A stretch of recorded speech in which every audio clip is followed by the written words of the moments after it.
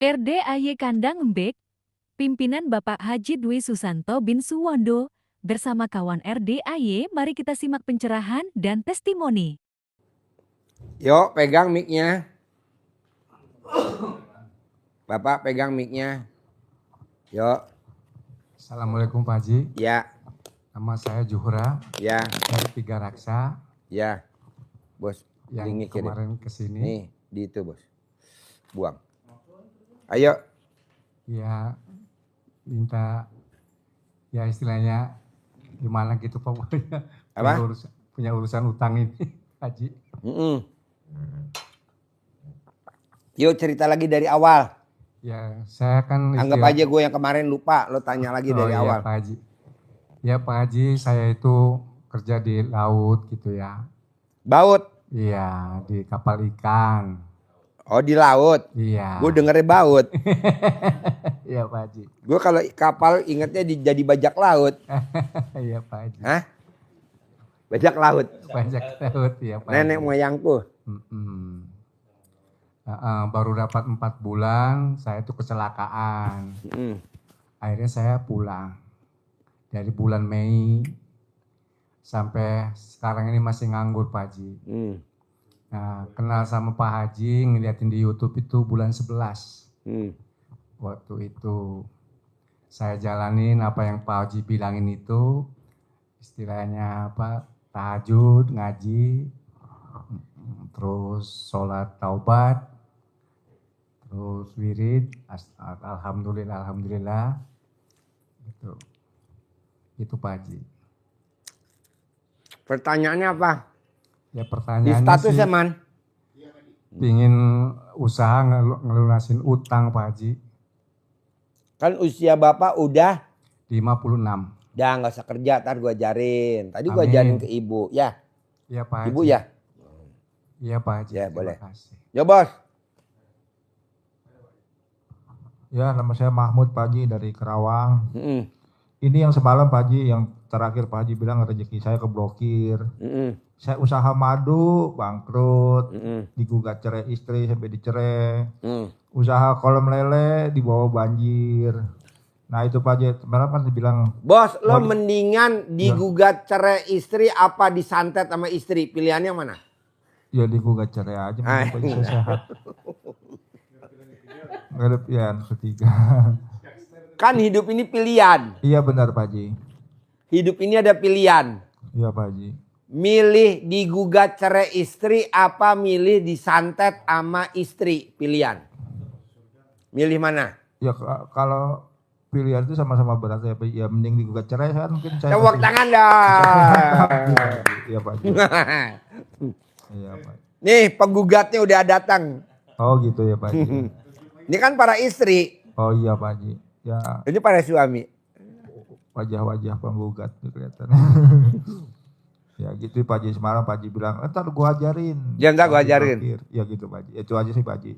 Saya nungguin nih Pak Haji diajarin gitu Pak Haji. Hah? Saya nungguin dari kemarin. Berharap ya? Berharap diajarin gitu Pak Haji. Bukan berharap. Ya gitu Pak Haji. Yuk Bapak sebelahnya. Assalamualaikum warahmatullahi wabarakatuh. Terima kasih Pak. Perjalanan saya mirip dengan Pak Jurha. Sama. Miripnya gimana contohnya? Jadi di PHK sepihak Pak. Semua dengan kawan-kawan staf saya yang lain lah. Saya udah berjalan 10 tahun. Ya itu seperti buang kucing jalan Pak. Tapi udah kita naikin ke pengadilan negeri Jakarta Pusat lah. Udah verbal udah verbal. Yang jadi masalah sekilas saja tuh. Jadi intinya gini. Alhamdulillah tawaran-tawaran proyek banyak nih di luar bidang saya yang awalnya batu bara. Sekarang ini proyek-proyek sipil atau engineering di pabrik kertas Pak. Seperti yang sekarang saya hadapi ini di PT Lontar Papirus. Cuman beberapa kaitan proses ini terkesan kayak lambat ya. Itu aja biar bisa talk share lagi lah. Lumayan sih kalau memang kita bicara nominal finansialnya, nilai proyek ini tinggi lah. Ini tapi di bulan Juli udah ketahuan nih, infonya di bulan Juli ada sekitar 200 M lah, sampai 500 M nanti. Saya sih waktu itu bilang ke kawan saya, udahlah nggak penting, itu bukannya saya nggak, apa namanya? Grup apa yang lo kirim? Ya. Oh ya. Kalau grup seminar 1, 2, 3? Oh iya. Status sudah?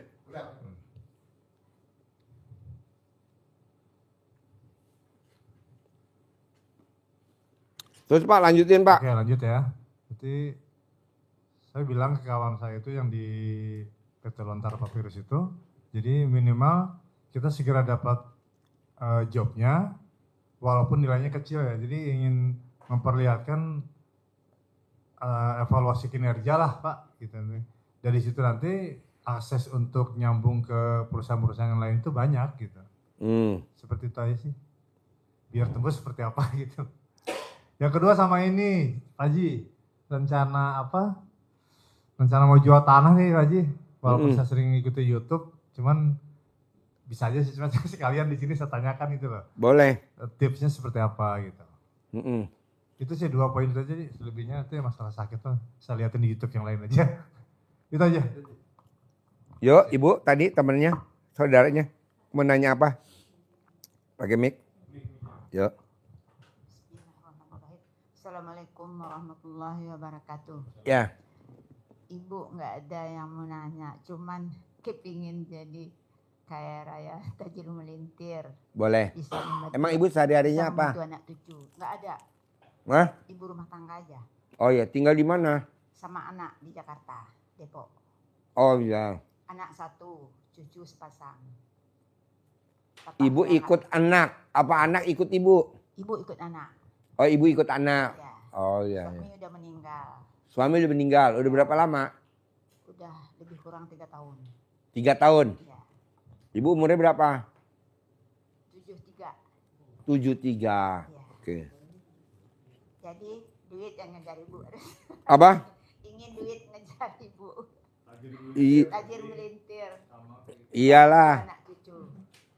Bu, saya juga mau tamu-tamu RDAY saya ajarin duit ngejar kita kaya raya. Tapi kan itu semua kan Allah yang takdirin. Saya tanya Allah, saya udah ajarin tamu RDAY, kenapa nggak dikabulin Allah? Apa jawab Allah? Tamunya RDAY maunya doang yang gede. Oh, maunya doang. Ya iyalah, dia maunya aja gede. Mau duit datang sendiri. Tapi dia nggak mau berbuat. Coba dong berbuat. Berbuat. Contohnya apa Allah? Tamu RDAY kebanyakan yang dijalanin ibadah dunia. Ibadah akhiratnya nggak ada yang dikerjain. Jangan Bu, Ibu kan udah 73, 66, 55, 50, 56. Saya 55, ini 57. Coba Pak Bu, yang dijalanin ibadah akhirat aja. Kalau ibadah dunia dari 0 atau dari umur 20 tahun dia lulus SMA dari umur 18 sampai umur 40 dah. Nah 40 ke umur 100 yang dijalanin ibadah akhirat. Jadi 40-60. Ini kan enggak. 40 masih ibadah dunia aja. Nyari tender. Lobi sana, lobi sini. Ngajuin pinjeman. Lobi sana, lobi sini. Telepon sana, telepon sini. Bikin proposal, proposal sana, proposal sini. Sekolah tinggi lagi, ngambil S2, ngambil S3, ngambil S4. Udahlah, kita sekolah terakhir apa sih? Dari S1, udah cukup S1 aja. Jangan takut gitu. Emang nanti nggak dinaikin derajatnya sama Allah? Naikin. Contohnya siapa? Presiden Republik Indonesia. Pangkatnya apa coba? Bintang 3. Sekarang bintang 4. Bestinya, temennya Pak Sapri Samsudin. Pangkatnya apa sekarang ayo? Bintang 4. Padahal pensiunnya bintang 3. Tenang aja, Indonesia tuh mulia. Ini sekolah sekolah S2, S3, sekarang di mana? Coba. Pada lagi di penjara. Iya, janganlah. Jadi kita usianya udah 50. Coba ibadahnya ibadah akhirat. Apa tuh? Bangun jam 00. Paksain. Jangan bangunnya jam 3, bangunnya jam 4. Itu orang apa itu? Coba Bapak dan Ibu kalau ke Mekah, haji. Jam berapa coba bangun? Udah bangun jam segitu persiapan mau ke masjid. Coba Bapak dan Ibu bangun jam 3 atau jam 4. Terus ketinggalan, nggak bakal dapat sapnya di belakang. Jadi bangun nih jam 00 latihan. Jadi kita latihan di akhirat nih di akhirat udah tinggal metik hasil, dunianya pasti dapet. Ini kan enggak. Dunianya nggak mau latihannya, maunya dunianya instan, nggak bisa dong. Bangun jam 00, paksain.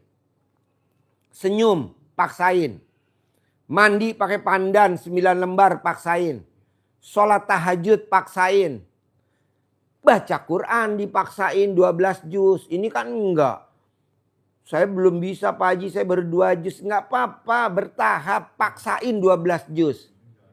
Masa anak kecil aja bisa khatam Quran, anak kecil bisa hafiz Quran. Masa kita tua bangka nggak bisa. Kita nggak bicara hafiz Quran. Baca Qurannya 12 juz. Kecuali kalau kita masih anak-anak SD, SMP, SMA. Oke lah hafiz Quran. Kita kan udah tua bangka 55. Nggak ada hafiz Quran. Nggak ada. Saya nggak setuju. Baca Quran. Lebih rendah lagi tapi baca Quran 12 juz. Kenapa sih Pak Haji maksain baca Qurannya 12 juz? Karena sahabat Nabi yang namanya Abdurrahman bin Auf, dia satu malam dari jam 00 sampai azan subuh baca Qurannya 30 juz. Kaya raya tajir. Imam Syafi'i semalam dari jam 00 sampai azan subuh 2 kali khatam. 2 kali khatam. Kaya raya. Udah ada contohnya. Tapi kita kalau saya bilang baca Quran 12 juz. Ngantuk. Lawan. Jangan ngeluh. Baca Quran 12 juz. Matanya keluar air mata. Ih dipaksain dong. Kan ini kan nggak biasa. Lama-lama nanti terbiasa. Baca Quran 12 juz. Ngantuk Pak Haji. Makanya kalau habis Isya tidur. Ini habis Isya main catur di pos ronda. Ngobrol sama tetangga di pos ronda. Emangnya bawa manfaat ngobrol di pos ronda. Yang seneng cuma negara. Karena warga pos kamplingnya wilayahnya kita yang jaga. Lo ngapain jagain begitu? Itu kan udah urusan negara. Ngapain lo jaga-jaga di pos kamling? Tidur. Tidur buat persiapan nanti jam 00 bangun. Mau saya begitu Bu. Jadi jam 00 bangun. Bukannya nggak bisa tidur. Gampang. Bapak copot celana dalam Bapak, ikat di kepala. Bohong lo berani keluar dari kamar. Bohong lo berani keluar rumah. Malu pasti. Akhirnya lo lontang-lantung tidur. Ibu nggak bisa tidur, copot celana dalam ibu, ikat di kepala. Dijadiin apa? Tarsan. Bohong ibu mau keluar rumah. Malu pasti. Dibilang orang gila. Akhirnya apa? Di kamar lontang-lantung. Bohong gak tidur? Tidur gak? Tidur. Nah jam 00 bangun. Tahajud. Mandi, tahajud. Baca Qurannya 12 juz. Jadi gak ngantuk sampai subuh. Gitu loh. Nah ibu ada duit berapa? Paksain buat sedekah subuh. Kenapa Pak Haji maksain sedekah subuh? Karena malaikat setiap pagi Allah turunin 2. 1 malaikat doanya. Kasih rezekinya berlimpah orang yang sedekah subuh. Yang kedua bikin dia habis. Bikin dia binasa. Bikin rezekinya habis dan binasa. Orang yang tidak bersedekah di pagi hari. Tuh malaikat yang kedua. Nah kita ambil yang pertama aja. Buat supaya nggak ada doanya malaikat jahat, ya kita sedekah subuh. Mau berapa aja bebas. Cari anak yatim. Karena junjungan kita Nabi Muhammad SAW anak yatim. Ini kita malah sedekahnya ke saudara. Nggak ada. Saudara kalau dikasih duit, besok nggak dikasih juga kita diomongin sama dia. Ya betul? Ini kan kita baik, ini saudara kita nih. Sekarang, coba kalau bapak nggak ada uang, bohong lo nggak diomongin sama dia. Saudara begitu, udah kita orang lain aja dulu, ngapain?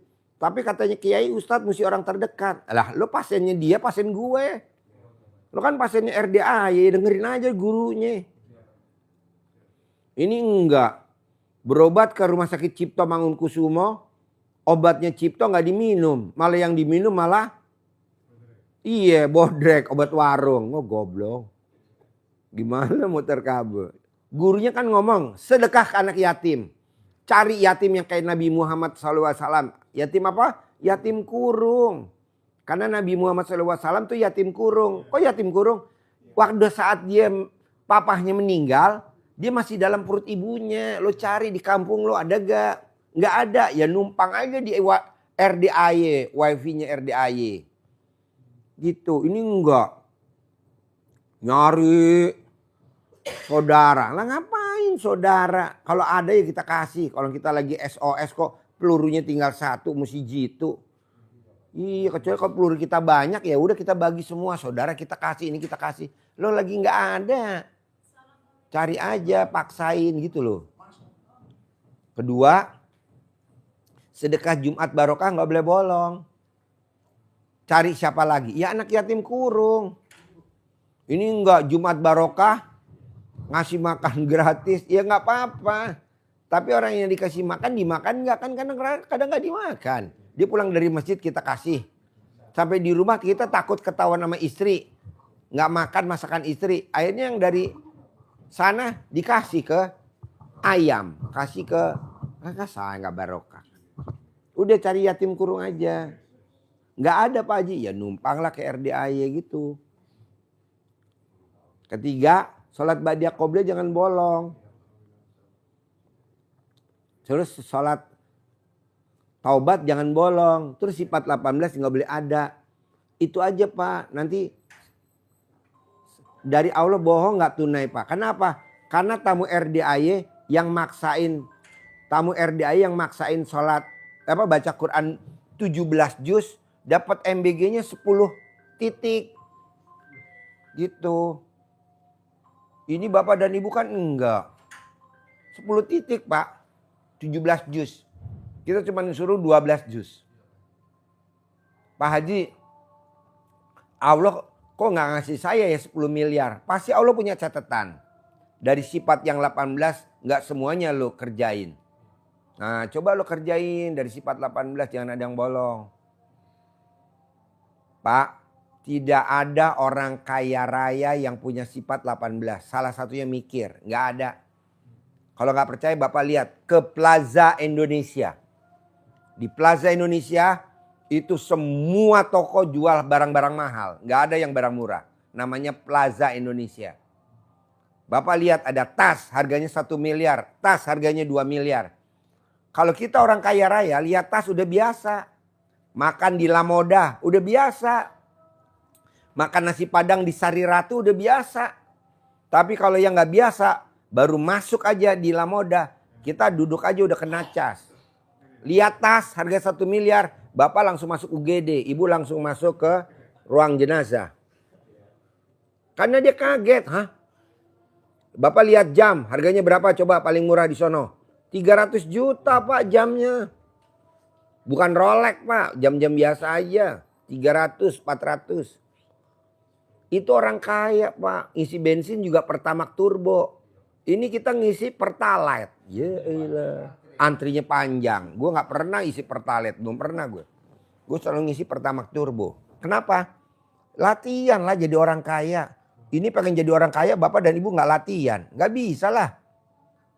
Bapak mesti latihan dulu. Gimana Pak Haji kalau gue pengen jadi orang kaya? Ibu jangan sekali-kali belanja ke kaki lima. Harus belanja kemana? Indomaret atau Alfamart. Karena harganya gak ditawar. Udah ada bandrolnya. Dia kayak tadi saya beli kacang nih. Kacang bulat. Saya belanja di toko buah. taruh toko buah apa ya, misalkan Total Buah atau All Fresh. Ini harganya udah dibanderol. Harganya 200.000 segini. Coba ibu beli di warung. Berapa harganya? Paling 3.000, 4.000. Beda. Makanya bapak dan ibu harus belanja di tempat itu. Ini kan enggak. Belanja di tukang sayur. Kembaliannya enggak, kembaliannya 5.000, enggak ada. Apa yang diminta sama kita? Minta bumbu dapur deh, dasar nggak merugi. Janganlah. Kembali kurang berapa? 3.000. Ambil bumbu masak. Ya Allah. Udah aja buat Ayu yuk. Jadi bapak dan ibu mesti latihan jadi orang kaya. Caranya apa Pak Haji? Ya udah, mulai sekarang kalau isi bensin jangan Pertalite, tapi isinya Pertamax turbo walaupun motornya bodol. Walaupun mobilnya bodol. Paling orang pada heran, viral kan nanti. Motor tahun 70-an diisi Pertamax turbo. Yamaha apa tuh yang tahun 70 ada kan tuh yang kotak 75. Yamaha tahun 75. Isinya Pertamax turbo. Geger lu bos.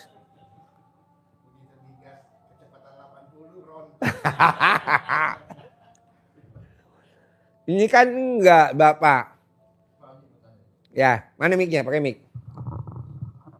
Ya saya sempat gini Pak Haji, jalanin semua yang Pak Haji tadi instruksikan Pak Haji ya.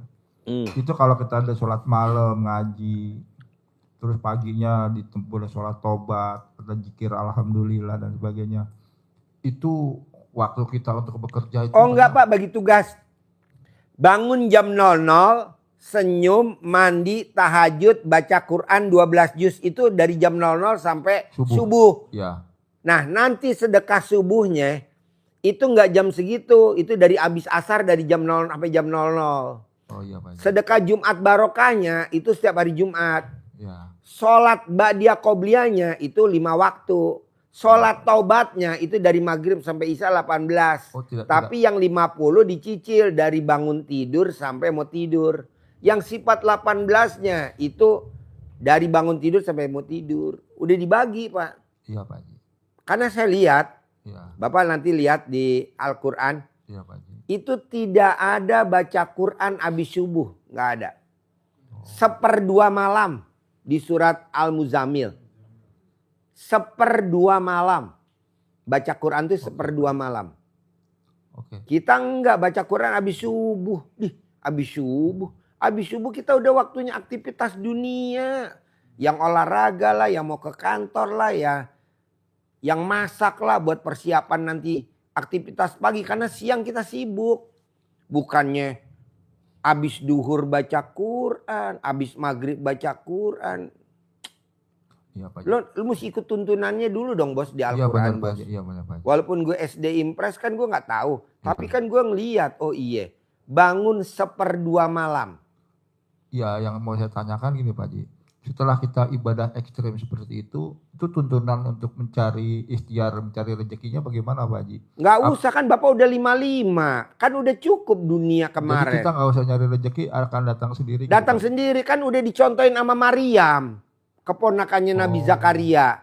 Nabi Zakaria punya keponakan namanya Maryam. Dia duduk di singgasana. Tidak bangun dari mihrabnya. Nggak bangun dia. Dari sajadahnya nggak bangun. Oh gitu ya Pak Haji. Tapi semua kehidupannya dipenuhi nama Allah Subhanahu wa Ta'ala. Kan Oh. udah ada contoh. Iya benar Pak Haji. Ikut aja dia. Jadi intinya kita nggak usah mikir kerja lagi, kita hanya mikir ibadah saja gitu Pak Haji ya. Nanti insya Waktu Allah- Bapak orok, emang Bapak kerja? Enggak. Iya. Kok Bapak ditetain sama ibunya? Iya, Waktu Pak. Bapak orok, emang Bapak ngelamar? Enggak. Tuh dimakanin sama ibunya. Iya. Allah yang makanin wasilahnya lewat ibunya. Iya, Pak. Waktu Bapak orok, oe. Itu kebutuhannya dipenuhi sama Allah, wasilahnya lewat ibunya. Nanti Bapak juga akan dipenuhi sama Allah, wasilahnya lewat mana aja. Oh, Jangan gitu, tahu, Pak Haji. pengen tahu dari mana aja. Yang kebanyakan orang mikir gini Pak Haji, yang mungkin saya juga sering ngobrol sama teman-teman, itu kalau kita udah ibadah ekstrim gitu, apa kita perlu mikir nyari rezeki lagi. Enggak, Iya, kan nggak gak boleh usah. mikir. Oh, jadi kita nggak usah mikir nyari rezeki lagi, apa dagang atau apa. Jadi kita hanya ibadah Bapak saja, seperti orang gila. Emang orang gila kerja? Enggak, Hidup gak orang gila? hidup, Makan gak? makan Pak Haji. Sakit gak? Enggak sakit malah sehat. Makanya lu gaya orang gila aja. Oh gitu. Jadi kita ibadah aja kayak orang gila gitu Pak. Iya. Insya Allah rezeki semua Namanya ditutupi ya Pak. namanya ibadah brutal. Oh iya Nanti Pak Haji. rezekinya brutal. Oh gitu. Jadi nggak usah mikir-mikir nyari kerja apa dagang apa atau gimana, nggak usah ya Pak Haji ya. Gak usah. Oh jadi ya cukup aja itu aja, saya penjelasannya jadi masuk ke otak saya semua Pak Haji. Iya. Oke, terima kasih Pak Haji. Tadi Pak saya ada ngomong yang karena tadi kan nggak live ya. Tadi saya ngomong sama ibu ini, ya Bu ya. Kenapa orang hidup pilihan? Tapi khusus orang yang sedekahnya brutal atau sedekahnya ekstrim, hidup tidak pilihan. Dia boleh dua-duanya ambil. Tapi ini karena live, kita nggak enak. Jadi bapak dan ibu paksain nggak live, nanti saya kasih ilmu jitunya. Tadi udah saya kasih ibu ya. Kan ibu tadi nggak live ya. Kita nggak enak karena live, nggak enak. Tadi bapak paksain besok ada rezeki sedekah.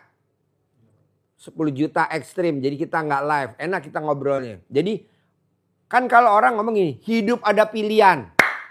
Kalau gue nggak mau pilih. Gue dua-duanya gue ambil semua. Tiga-tiganya gue ambil semua. Empat-empatnya gue ambil semua. Kan hidupnya harus pilihan. Pilihannya apa? Gede hajat apa gede jengkel? Hidup tuh pilihan. Gede hajat apa gede jengkel? Buat bapak nih sama ibu pilihan. Tapi kalau buat gue hidup nggak pilihan. Buat dia hidup nggak pilihan. Jadi gue hajatnya gede juga, jengkel gue juga gede. Kok bisa? Gak usah gue sebutin namanya. Pangkatnya tertinggi di Indonesia, di muka bumi ini. Tapi dia orang suka bikin jengkel orang se-Indonesia. Kaya raya, tapi dia suka bikin jengkel orang se-Indonesia. Kok bisa kaya raya? Ya karena dia sedekahnya ekstrim. Gak usah gue sebutin namanya, lo udah tahu dah. Kalau tadi gue sebutin namanya ya Bu ya. Karena kita gak enak ya, karena ini live. Jadi dia tukang bikin jengkel orang se-Indonesia. Tapi kaya raya se-Indonesia. Buat 7 turunan, buat 10 turunan gak habis. Tapi dia suka bikin jengkel orang Indonesia. Kok bisa Pak Haji? Ya karena dia sedekahnya ekstrim. Tuh, makanya Bapak paksain sedekah ekstrim biar Bapak bisa dua-duanya gitu loh. Kita kan enggak bos. Punya istri 1 tapi bikin jengkel. Ibu punya suami 1 tapi bikin jengkel. Ibu mau lirik itu laki-laki bisa gak? Nggak bisa karena lo sedekahnya kurang. Tapi kalau lo sedekahnya banyak bisa.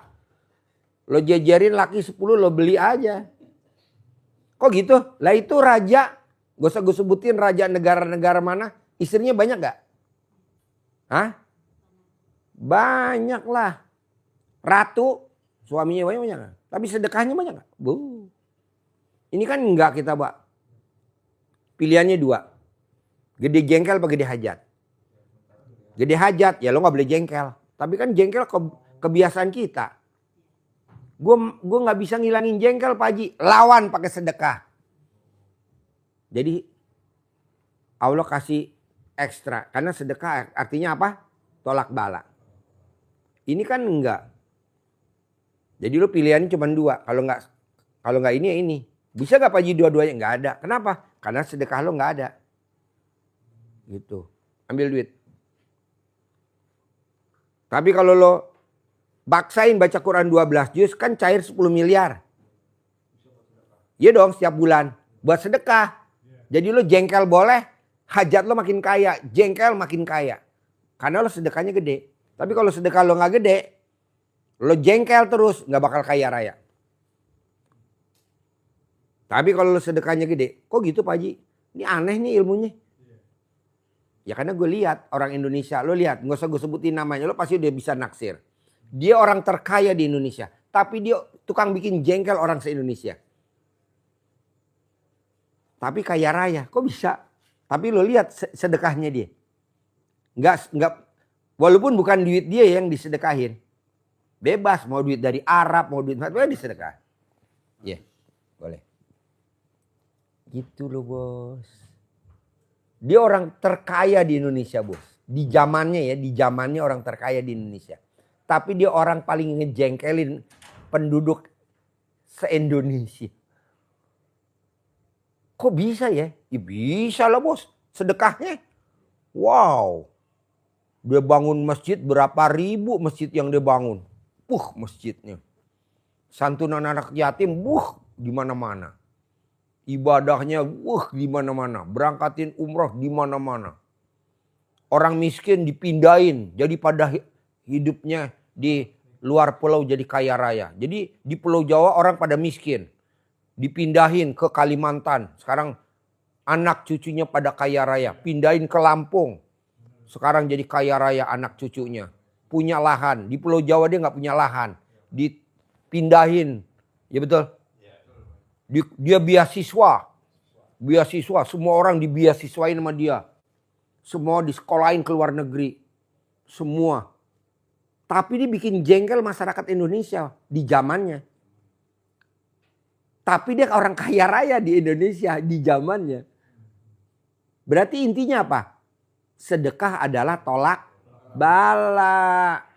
Kita kadang maksain. Makanya kan saya bilang. Paksain sedekah. Paksain sedekah. Paksain sedekah. Paksain sedekah. Saya dihujat di YouTube. Gak apa-apa. Lu juga gak kenal gue gak kenal lu. Siapa lu? Tuh juga ini ilmunya Allah kok bukan ilmu gue. Kan sedekah ada tuntunannya di Al-Quran. Sedekah di waktu lapang dan di waktu sempit. Jadi waktu lapang kaya raya kita sedekah. Di waktu sempit kita miskin wajib kaya raya. Sedekah. Waktu kita miskin juga sedekah. Ini enggak. Kita selalu bela diri. Karena kita miskin jadi enggak wajib sedekah. Empret. Jadi sedekah itu di waktu lapang dan di waktu sempit. Jadi kita maksain. Coba lo lihat. Orang terkaya bos di Indonesia di zaman itu. Dan orang yang bikin jengkel masyarakat di Indonesia di zaman itu. Dan orang yang ahli sedekah di zamannya itu dia. Bayangin. Semua orang dibeasiswain. Orang-orang pintar dibeasiswain. Disekolahin ke luar negeri. Di zamannya itu orang-orang miskin di Pulau Jawa dipindahin ke luar pulau. Sekarang ada gak orang miskin dipindahin ke luar pulau? Nggak boleh. Kok nggak boleh? Ya penduduk setempat nggak menerima lah. Nggak boleh sekarang. Orang Jawa pindah ke sini. Tanah gue udah cukup buat warga gue, buat komunitas gue. Nggak boleh. Kalau zaman dulu nggak ada yang berani larang. Pindah. Pemerataan. Tapi dia orang kaya di zamannya. Dan dia adalah orang yang bikin jengkel masyarakat se-Indonesia di zamannya. Dan dia adalah orang ahli sedekah di zamannya itu. Dan sekarang nggak ada contohnya. Nah coba Bapak. Jadi intisarinya benang merahnya apa coba kalau saya boleh tahu? Hah? Intisarinya gini Pak Haji. Jadi kalau bisa saya Deketin mic-nya. Kalau bisa saya simpulkan seperti ini Pak Haji. Jadi sebelum kita bisa dua-duanya. Bisa sedekah juga bisa. Kita harus ibadah ekstrim. Dan kita nggak usah mikir ya Pak Haji. Nggak usah mikir itu hasilnya bagaimana. Iya.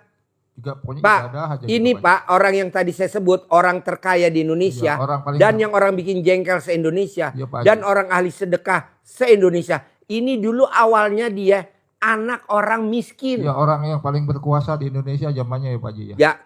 Oke. Mertuanya presiden sekarang mungkin.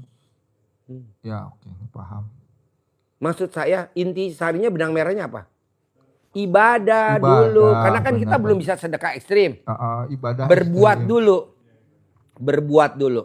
Berjuang dulu berbuat. Setelah kita dapat. Nah kita sedekah. Hartanya banyak. Tapi kan ini kan anak buah gue suka bikin jengkel gue. Matiin. Ayo. Jebrol. Oke Pak Haji. Jadi intinya kita nggak usah mikir ikhtiar dunia apa bekerja atau berdagang dan sebagainya sebelum ibadah ekstrim yang tadi Pak Haji Iya. kita jalani semua gitu Pak Haji. Iya. Oke. Oke. Ini kan enggak, suruh baca Quran nggak mau. Ya udah gantinya lo sedekah dong. Duit lo yang kerja hasilnya buat sedekah, namanya ibadah profesi. Oh iya. Nggak mau. Kita dapat duit buat makan dulu. Jangan dong seperti orang-orang zaman dulu yang terkaya kan nggak makan dia. Meri. Oh jadi dapat Makannya duit, oke. tiwul, makannya apaan tuh? Singkong, makannya apa tuh? Di zamannya itu. Tapi kan sekarang dia wow. Terkaya cucunya, anaknya, semuanya. Oke. Mantunya, semuanya. Tapi kan yang prihatin siapa? Ya, Si bapak itu. Si bapak itu yang prihatin. Dia berjuang, dia lawan, dia bunuh-bunuh. Kalau dia bisa bunuh, maksudnya bunuh ekonominya, bukan dibunuh orangnya. Oh, iya. Maksudnya dimatiin rezekinya lu. Lu udah lu gak boleh ngapa-ngapain. Gitu. Oke, paham Pak Haji. Nah maksud gue, bisa gak lo coba sekarang berjuang karena lo nggak dibekali sama sedekah, ibu nggak ada uang buat sedekah, intisarinya coba lo paksain ibadahnya ekstrim dulu. Bangunnya jam 00 prihatin, senyum prihatin, mandi pakai pandan 9 lembar prihatin, sholat tahajud prihatin, baca Qur'annya 12 juz prihatin. Sedekah subuh pakai seadanya dulu, ada berapa? Kalau zaman dulu zamannya dia namanya beras jimpitan. Oh iya Pak Haji. Kalau zamannya di Jawa Barat namanya beras perelek. Jadi yang tadi saya sebutin itu di zamannya dulu namanya berasnya jimpitan, beras perelek. Kalau sekarang udah nggak ada. Nah dia ngeluarin tuh tiap malam tuh orang tuanya tuh pakai beras. Anaknya sekarang sukses. Makanya orang dulu punya anak 12 jadi orang. Emang kaya-kaya tuh zaman dulu yang 12 ada yang jadi Kapolda, ada yang jadi wakil presiden, ada yang jadi menteri, ada yang jadi pangdam. Enggak, modalnya cuma disuwuk. Kalau mau sekolah disuwuk karena nggak bisa sarapan. Herannya temennya yang naik sepeda ngajakin makan. Akhirnya anak kita pada hidup tuh 12-12-nya. Sekarang ada yang jadi pangdam, ada yang jadi wakil presiden dulu. Sekarang kan orang nggak percaya apaan tuh suwuk, apaan tuh camahan, apaan tuh sawanan, apaan itu ilmu digembokin, ilmu sawanan apaan tuh. Itu ilmu kearifan lokal bos. Zaman dulu bu maaf ya, tidak ada anak kecil jedotan sama temennya lari-lari jedot. Salep trombopop nggak ada zaman dulu. Adanya apa? Rambut ibunya dipanjangin, diuyek ke benjolnya anak, sembuh. Apa itu ilmu aliran sesat? Bukan, ini ilmu kearifan lokal zaman dulu. Zaman dulu kita anyang-anyangan, gak bisa kencing. Jempolnya diikat pakai karet. Apa hubungannya anyang-anyangan sama ngalamin kan? Iya. Kalau sekarang anyang-anyangan mah dibawa ke rumah sakit, ke klinik, ke puskesmas. Ada. Zaman dulu kan gak ada. Adanya cuma apa? Ya ini jempolnya diikat pakai karet. Zaman dulu belum ada karet. Pakai apa? Pakai merang. Ambil merang, ikat. Udah sembuh. Zamannya sakit anyang-anyangan. Apa ini dibilang aliran sesat? Bukan. Ini ilmu kearifan lokal zaman dulu.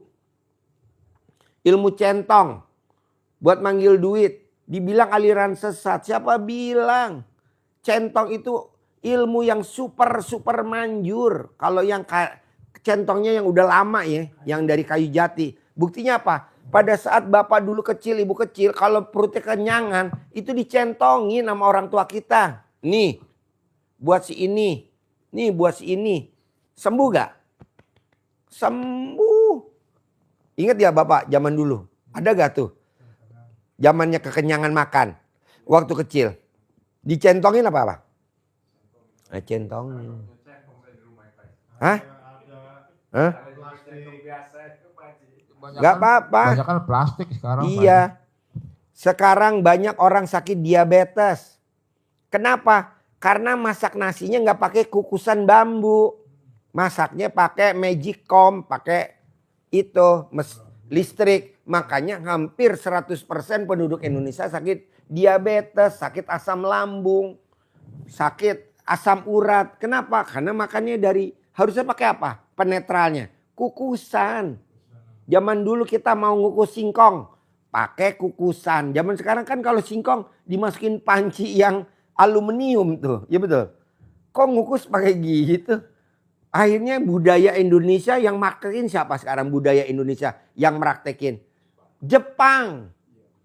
Coba Bapak ke restoran Imperial Kitchen atau apa tuh restoran Jepang. Bapak makan dimsum aja pakai kukusan kecil. Somai kukusan kecil. Bakpao dalamnya telur asin pakai kukusan kecil. Ayo apa lagi coba? Hah? Tahu gak Bapak restoran yang ala-ala Jepang? Masaknya pakai apa? Hah? Ya, pakai kukusan. Bapak makan apa coba? Minta dimsum, kukusan. Ayo apa lagi? Somai, kukusan. Apalagi ayo. Bakpao dalamnya telur asin, kukusan. Ayo apa lagi? Akhirnya kan yang pakai orang Jepang. Kenapa orang kita nggak pakai?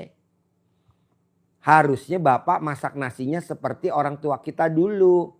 Jadi nasinya dikukus pakai kukusan biar airnya netes ke bawah. Nggak nyampur jadi beras. Jadi kalau dimakan nggak jadi sakit diabetes, asam urat gitu. Tapi kalau kita kasih tahu nggak ada yang percaya, kan kita mau nyeringkes. Ya udah. Akhirnya kaya siapa? Pemilik pabrik. Pemilik pabrik kaya raya di Indonesia. Kita sebagai konsumennya ya rumahnya tipe 21. Rumahnya ngontrak. Rumahnya cicilan. Pemilik pabrik. Bapak lihat pemilik pabriknya. Kaya raya Pak. Wow luar biasa. Semuanya udah pakai begitu. Zaman dulu Pak minum pakai kendi Pak. Kalau mau minum dingin. Kalau minum teh pakai itu ambil coba ceretnya sebentar pinjam. Nih. Dulu minum kita pakai ini Pak. Tuh. Teko. Makanya nggak ada orang sakit diabetes. Kalau mau minum dingin pakai kendi yang tinggi. Dingin. Iya hitam. Nih kita pakai ini. Sekarang udah nggak kepake Pak. Rata-rata pada pakai plastik. Yang kaya raya siapa? Pemilik pabrik plastik. Lo lihat rumahnya di Pantai Indah Kapuk. Wah kaya raya. Yang goblok siapa? Kita. Dibodohin. Nah coba balik lagi Pak minum pakai ini biar Bapak dan Ibu sehat. Kalau pecah ya beli lagi lah ketimbang pecah. Makanya hati-hati jangan sampai pecah. Jangan deketin anak kecil. Nih minumnya pakai ini. Minum teh pakai ini. Nih ambil gelasnya. Apa? Nih. Minumnya juga pakai ini Pak. Tuh minumnya tuh. Tuh. Buat minum. Beli di kupas. Nih ini pisang kesukaan anak saya nih. Kesukaan saya juga nih pisangnya. Nanti ibu belek. Bapak belek. Masukin ampau. Ini namanya pisang emas. Makanya orang sakit hepatitis A, hepatitis B, hepatitis C. Orang sakit leper obatnya ini. Namanya pisang emas. Bapak dan ibu kalau nyari udah susah sekarang. Adanya di kebun-kebun doang. Karena ini gak dijual. Pisang emas.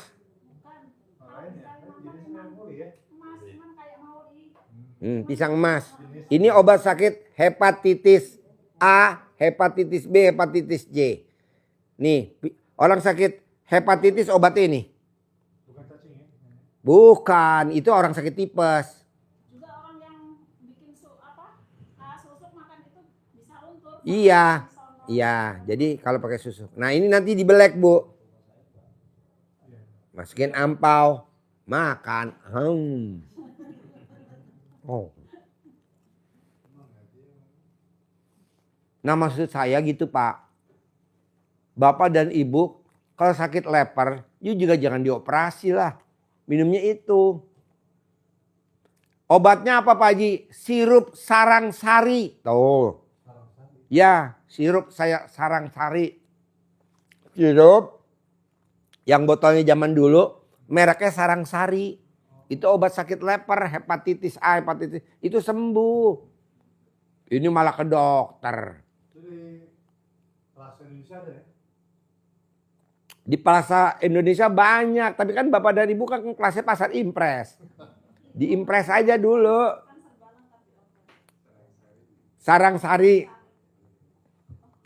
Sarangsari, jadi obat sakit hepatitis A, hepatitis B, hepatitis C, atau sakit leper dah. Obatnya cuman pisang emas. Sama ampau. Nggak mahal Bu, tapi hidup. Daripada ke dokter mesti operasi. Belum Bapak dan Ibu BPJS. Emang BPJS nggak antri? Antri. Kecuali kalau kita mandiri, masuk sekarang, obatnya keluar sekarang, sembuh sekarang. Kalau BPJS berobat sekarang, sembuhnya entar tahun depan. Atau bulan depan. Kok gitu Pak Haji? Lah antri. Sambil kesel kita.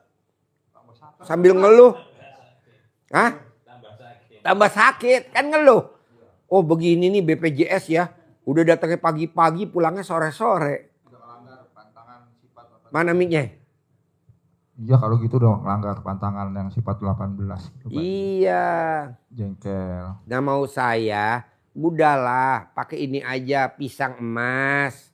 Kasih ampau. Minumnya sirupnya Sarangsari.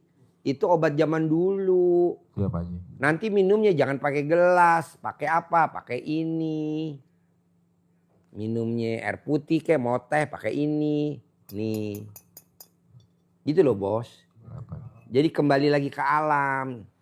Nah maunya saya, coba Bapak dan Ibu bantu saya. Saya mau yang hadir di sini dan yang nonton YouTube. Gimana caranya?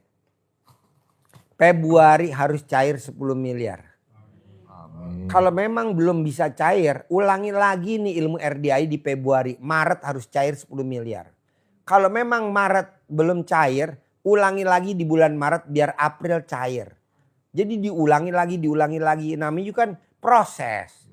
Jangan sedih dulu. Pak Haji, saya udah bangun jam 00, udah senyum, udah mandi, udah tahajud, udah baca Quran tapi baru 2 juz. Kok itu sih bela dirinya? Janganlah. Orang baru 2 juz. Terus dong. Jadi 2 juz setengah terus. Ini enggak. Pak Haji, saya baca Qurannya Yasin, Ar-Rahman, Al-Muluk, An-Naba. Loh, kok milih? Nggak boleh. Maksud baca Quran milih. Enak banget. Emang ada Pak Haji? Di Al-Quran ada. Di Al-Quran ayatnya baca Qurannya secara runtun. Runtut, secara runtut. Ayat 1, ayat 2, ayat 3, ayat 4. Nggak boleh milih. Ini milih. Malam Jumat Waqiah. Oh, empret. Hah? Al-Kafi. Terus hari Jumat apa lagi? Kafi juga. Iya, nggak boleh lah. Terus tiap malam mau tidur baca Waqiah atau nggak boleh dong. Kita harus bacanya runtut. Ini contoh Pak. Makanya saya larang tamu-tamu RDAY untuk nyawer anak yatim. Kenapa? Karena kalau kita sawer anak yatim nih, Bapak saya sawer nih 3. Saya kasih duit nih, saya jajanin. Ini anak yatim anggap aja nggak saya jajanin. Ngiri gak? Ngiri. Dia akhirnya berempat. Doain yuk si Bapak biar hajatnya nggak terkabul sampai kiamat. Kenapa? Orang kita nggak dijajanin. Diaminin nama dia orang. Manjur mana? Bapak cuma 3 nih 4. Manjur dia 4. Akhirnya Pak Haji gue udah ke RDAY kok gak terkabul. Nah lo nyawer gak? Iya. Gue beliin sabun anak yatim. Sampai kiamat gak bakal terkabul. Berapa yang lo beliin sabun? 60 anak. Lah anak yatim gue 500. 60. Ya yang 440 nyengir. Janganlah. Jadi kalau yang 60 minta sabun. Iya nanti tante beliin, tenang. Sekarang kabur tuh tamu gue udah gak datang lagi. Ngambek marah sama gue. Iya, dia ngambek sama gue. Karena gak terkabul hajatnya. Lah gimana mau terkabul? Usianya 90 tahun, perempuan pengen dapat bujangan. Ya gak mungkin lah. Orang juga mikir umur lo berapa? 90 tahun. Terus ngarepin dapat bujangan. Minimal duda usia 55. Ya gak ada kecuali yang kebanjiran. Kan waktu itu gak ada kebanjiran duda. Baru datang kan sekarang. Tapi dia udah kabur. Orang Glodok, tinggalnya di Glodok. Lagi nonton tuh, mungkin dia lagi nonton. Tinggalnya di Glodok, dekat ASMK sana. Agamanya Buddha. Gini Pak Haji, jadi kesimpulannya untuk solusi saya, bapak sebelah saya ini, dan ini ya Pak Haji ya. Kesimpulan dari bapak sebelah saya ini intinya kita nggak usah cari solusi macam-macam ya Pak Haji ya. Jangan. Kerja ini, kerja itu, mikir. Kan ada ayatnya Bos, Oke. kalau kamu punya keinginan, kalau kamu punya cita-cita, kalau kamu punya hajat, jangan nyari solusi. Oke. Jangan nyari solusi. Jangan nyari jalan keluar. Kembalilah kepadaku, mohon ampun. Oke Pak Haji. Jadi kembalilah kepadaku, mohon ampun. Ada gak dasarnya? Di Al-Quran. Iya, Pak Haji. Sholat tobat. Sholat tobat. Kalau kamu punya cita-cita, kalau kamu punya impian, kalau kamu punya keinginan, jangan nyari solusi. Jangan nyari jalan keluar. Jangan nyari istilahnya kanan kiri. Kembalilah kepadaku, kata Allah. Jadi ibadah ekstrim itu. Ya Pak Haji, iya dong solusinya. bos. Oke, Bangun Pak Haji. jam 00, senyum, mandi pagi, tahajud. Paksain baca Qur'annya harus 12 juz. Ini baru baca Qur'annya 2 juz. Pak Haji saya ngantuk. Ya lawan dong. Iya, Pak Haji. Masa lo cerita ke gue itu namanya ngeluh gak? Ngeluh. Pak Haji. Itu namanya mikir gak? Mikir. Mikir. Itu namanya komen gak? Komen. Udah kena 3 pasal. Oke ya Pak Haji. Jadi baru baca 2 juz udah japri gue. Iya Pak Haji, salah. Gue bukannya gak mau jawab. Itu lo ntar kena 3 pasal. Kan banyak tuh yang pada kalau pagi-pagi nih gue bangun tidur. Waduh. Yang pada ngebel banyak banget. Gak bakal gue jawab kenapa. Iya, Karena iya. yang diomongin itu. Saya udah baca Quran 2 juz Pak Haji. Hajat gue belum terkabul. Loh emang gue ngajarinnya 2 juz. Kan gue ngajarin 12 juz. Jadi yang satunya sama dia diumpetin. 12 juz yang dibaca 2 juz. Ampret. Mana mic-nya? Gue gak dengar. Pakai mic-nya. Jadi gini Pak Haji, kalau kita udah maksimal tuh sampai pagi, kita cuma mampunya dapatnya 6 juz atau 7 juz. Nggak apa-apa kan lu baru. Besok latihan lagi. Bos emang anak kecil ujuk-ujuk langsung habis Quran. Iya. Kan ada setoran ayat. Ya kadang-kadang kita lambat Pak Haji, 2 juz aja mungkin bisa 3 jam itu Pak Haji. Makanya bapak gede hajat. Apa gede komen. Gede hajat apa gede ngeluh. Kan gede hajat ya udah itu abaikan namanya juga. Kita lagi punya hajat, udah Pokoknya lawan. Yang penting sampai pagi sampai subuh gitu aja Pak Haji. Betul. Dapatnya 6 juz kayak 7 juz, yang penting sampai subuh dihabiskan waktunya seperti itu Pak Haji. Bos, gue nggak pernah ngajarin tamu maksain untuk jadi presiden. Nggak pernah. Oh iya Pak Haji. Itu urusan Allah. Yang penting gue ngajarin aja. Masalah mau jadi presiden itu urusan Allah. Tapi kan alhamdulillah pada jadi presiden. Iya Pak Haji. Tenang aja. Gue nggak pernah maksain tamu RDA harus jadi menteri. Nggak pernah. Tapi yang penting gue ajarin aja. Itu hak prerogatif Allah. Tapi karena dia maksa, ibadahnya maksa, sedekahnya maksa, alhamdulillah jadi menteri. Alhamdulillah pada jadi presiden. Gitu. Tenang aja bos. Tenang aja. Jadi jangan bos bilang, Pak Haji saya cuma baca 6 juz. Nggak apa-apa nanti ditingkatin. Saya nggak bisa Pak Haji. Harus bisa. Lu jangan kalah sama anak kecil. Anak kecil aja bisa habis Quran. Masa lo udah tua bangka nggak bisa sih. Nggak gue suruh habis kok. Baca. Siapa suruh habis? Gue nggak setuju habis. Lu baca. Gue nggak setuju habis-habis. Gue nggak setuju. Baca. Udah baca aja. Pak Haji saya nggak tahu bahasa Arab. Buka Al-Quran. Ngapain lo? Buka aja dulu. Nanti lama-lama bohong Allah nggak kasih petunjuk. Suruh buka dulu selembar. Buka 2 lembar. Kan lo belum bisa. Kalau anak kecil kan ada setoran ayat. Kalau kita nggak ada lah. Ayo bos. Ji, saya tertarik dengan pernyataan Pak Haji tadi. Ajaran atau tuntunan tadi satu poin di mandi yang harus pakai pandan. Harus mandi pandan 9 lembar. Tuntunannya. Tanpa pandan nggak masalah ya? Apa? Tanpa pandan nggak masalah. Nggak boleh dong. Beli dong di pasar dong. Tanam dong. Berusaha dong.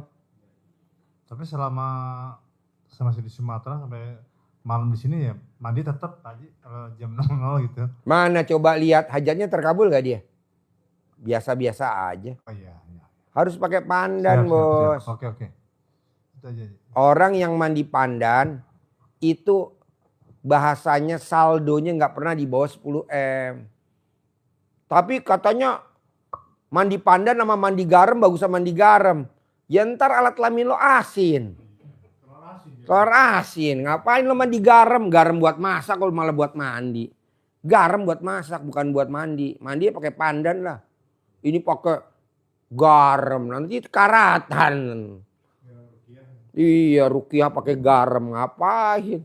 Garam berapa mahal? Pandan aja tinggal nanem. Kalau garam lo bisa bikin gue setuju. Orang garam mesti beli kok. Belinya juga ke itu, ke orang itu lagi, orang itu lagi, orang itu lagi. Nggak ada yang gratis kok. Kalau pandan kan gratis. Kita bisa nanem. Kita boleh nyolong. Tetangga kita kan pandannya banyak, kita colongin aja. Iya, Boleh nggak? Boleh lah. Dia juga nanti terima kasih. Makasih ya tante, pandan saya udah dicolongin. Daripada banyak jadi sarang ular. Ya betul? Ya iya. Jadi maaf, ini harus 9 lembar atau 1 lembar? 9 lembar. Maksud saya 1 lembar. Nggak boleh dong, 9 lembar. Tapi kan nanti kalau habis mandi, biar awet, simpen di kulkas. Oh, berarti nggak sekali pakai ya? Habis mandi, simpen di kulkas. Nanti mau mandi lagi, ambil lagi dari kulkas, taruh lagi di situ. Itu bisa sampai 1 tahun, bos, nggak beli. Jangan direbus. oke, Kalau oke. direbus mah jadinya kolang-kaling, jadinya kolak. Ini, Puasa oh, pandan direbus, goblok. Mana ada pandan direbus? Nggak ada pandan direbus. Kalau direbus jadinya apa? Kolak. Jadi pandannya taruh di air. Udah selesai mandi, pandannya diambil lagi, simpan di kulkas. Kan dingin tuh. Nanti mau mandi lagi, taruh lagi. Itu setahun tuh. Setahun nggak coklat-coklat. Tapi kalau bapak dan ibu pandannya direndam di air berhari-hari ya coklat. Ambil dong. Pembusukan ya? Pembusukan. Ya iya, jadi bapak mesti otaknya main. Oh iya taruh di kulkas, kan kita punya kulkas. Taruh di freezer boleh. Di di kulkas boleh. Jangan direbus. Nah, Pak Haji 9 lembar itu kita potong kecil-kecil kan ya? nggak boleh. Lembar. Utuh ya? Iya. Oh iya iya. Ini kayak ini sapu lidi nih. Nih kayak gini. Nah begini nih. Nih. 1, 2. Nih gini nih tuh. Masih ada ininya. Masih ada. Buat ngusir bos. Bos sekarang ini ya. Nih. Ibu ada kucing. Ibu giniin. Lari. Coba ini ibu potong. Ibu giniin kucing. Lari gak? Enggak. Guguk ibu giniin. Bapak lari. Coba bapak potong nih. Potong. Diginiin guguk. Nggak lari. Yang manjur apa? Ini pak. Ini bisa buat ngusir setan. Makanya orang zaman dulu sebelum tidur tempat tidurnya ditebahin. Ditebahin. Biar apa? Biar setannya pada bangun pada pindah. Ini waktunya gue setan tidur. Loh, nih setan. Jadi kan setan hobinya tidur di tempat tidur. Ditebahin sama kita. Ntar setan nanya, kenapa gue diusir? Raja setan mau tidur.